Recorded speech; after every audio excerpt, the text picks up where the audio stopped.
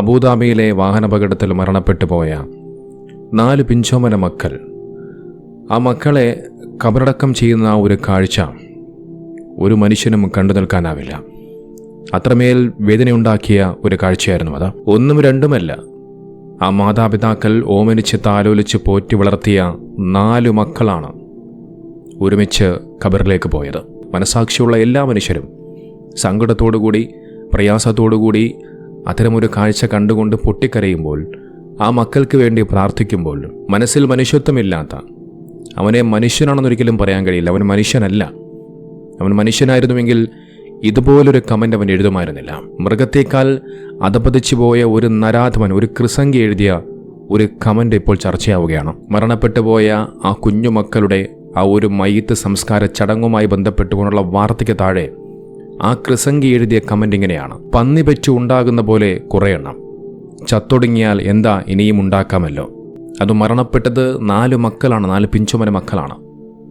ആ മക്കളുടെ മരണത്തിൽ പോലും സന്തോഷം കണ്ടെത്തുന്ന, എന്തു പേര് വിളിക്കണമെന്ന് എനിക്കറിയില്ല, ഇവനൊക്കെ എന്താണ് ചെയ്യേണ്ടത്?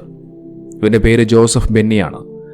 ഇവൻ്റെ സമൂഹ മാധ്യമത്തിലെ ഫേസ്ബുക്കിലെ പേജിൽ ചെന്ന് കഴിഞ്ഞാൽ അതിനകത്ത് ചെക്കിന് റിയാദൊക്കെ കാണിക്കുന്നുണ്ട്. അതുകൊണ്ട് തന്നെ പല ആളുകളും ഇവൻ റിയാദിൽ ജോലി ചെയ്യുന്നുണ്ട് എന്നൊക്കെ പറഞ്ഞു വെക്കുന്നുണ്ട്.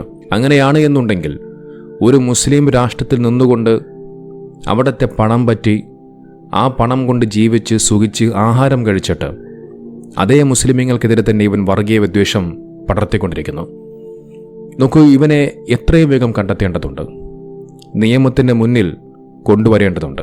ഇതുപോലെ ഇനിയൊരു കമൻറ്റ് ഈ വർഗീയവാദി, കൃസംഗിയായ ഈ വർഗീയവാദി ഇനി ആരെക്കുറിച്ചും പറയാൻ പാടില്ല. നോക്കൂ, ഈ കമൻ്റ് ഇട്ട ഈ കൃസംഗി വർഗീയവാദിയുടെ ഏതെങ്കിലും കുടുംബത്തിലുള്ള ഭാര്യയ്ക്കോ മക്കൾക്കോ മറ്റാർക്കെങ്കിലുമാണ് ഇതുപോലെ ഇങ്ങനൊരവസ്ഥ ഉണ്ടാകുന്നതെങ്കിലേ അതിൻ്റെ വേദനയുടെ ആഴം എത്രത്തോളം ഉണ്ട് എന്ന് ഈ വർഗീയവാദി മനസ്സിലാക്കൂ. നോക്കൂ, മനസ്സിൽ മനുഷ്യത്വമുള്ള, അതിൽ ജാതി മതഭേദമന്യേ എല്ലാ മനുഷ്യ സമൂഹവുമുണ്ട്. എല്ലാവരും ഒന്നടങ്കം ആ കാഴ്ച കണ്ട് വിങ്ങിപ്പൊട്ടുമ്പോൾ ഇതുപോലെ ഇപ്പോഴും മരണത്തിൽ പോലും സന്തോഷം കണ്ടെത്തി ജീവിക്കുന്ന ഇതുപോലെയുള്ള വർഗീയവാദികൾ നമുക്കിടയിലുണ്ട്, നമുക്ക് ചുറ്റുമുണ്ട് എന്ന് നാം എല്ലാവരും മനസ്സിലാക്കണം.